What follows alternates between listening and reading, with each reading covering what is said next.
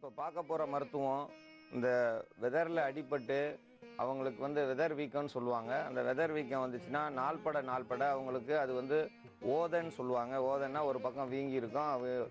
சில நாட்களுக்கு அப்புறம் அந்த ஒரு வெதரை எடுத்துருவாங்க. அந்த அளவுக்கு அடிபட்டிருக்கும். அந்த நோய்க்கு அந்த அடிப்பட்ட வீக்கத்துக்கான மருத்துவம் இந்த கலர்ச்சிக்காய் வந்து இதில் வந்து ஒரு முக்கியமான ஒரு பங்கு. இது பெண்களுக்கு மட்டுமில்ல ஆண்களுக்கு நல்ல ஒரு மருத்துவத்தை கொடுக்கும். இந்த கலர்ச்சிக்காய் வந்து வெதரில் உள்ள வீக்கத்தை வந்து சரி செய்யக்கூடியது இந்த கலர்ச்சிக்காய்.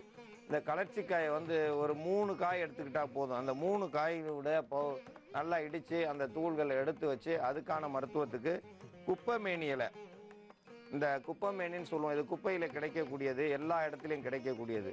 இது குப்பைமேனின்னு சொல்கிறோம். இது ரொம்ப சிறந்த மருந்து. இது வந்து நிறைய நோய்களை சரி பண்ணக்கூடியது.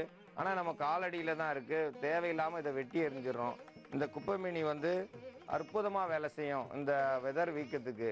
இதை வந்து சளிக்கு கொடுக்கலாம். இந்த மாதிரி அடிப்பட்ட காயத்துக்கு உள்ளுக்கு கொடுக்கும்போது அந்த வெதர் வீக்கம் சரியாகும். அதோடு சேர்ந்து கோழி முட்டை, இந்த கோழி முட்டையிலேயே நாட்டுக்கோழி முட்டையை தான் கொடுக்கணும். இந்த நாட்டுக்கோழி முட்டையில் வந்து இந்த வெள்ளைக்கருவை மட்டும் எடுக்கணும். வெள்ளைக்கருவை எடுத்து இதுக்கு வந்து நம்ம பயன்படுத்தினோம்னா ரொம்ப நல்லா வந்து இருக்கும்.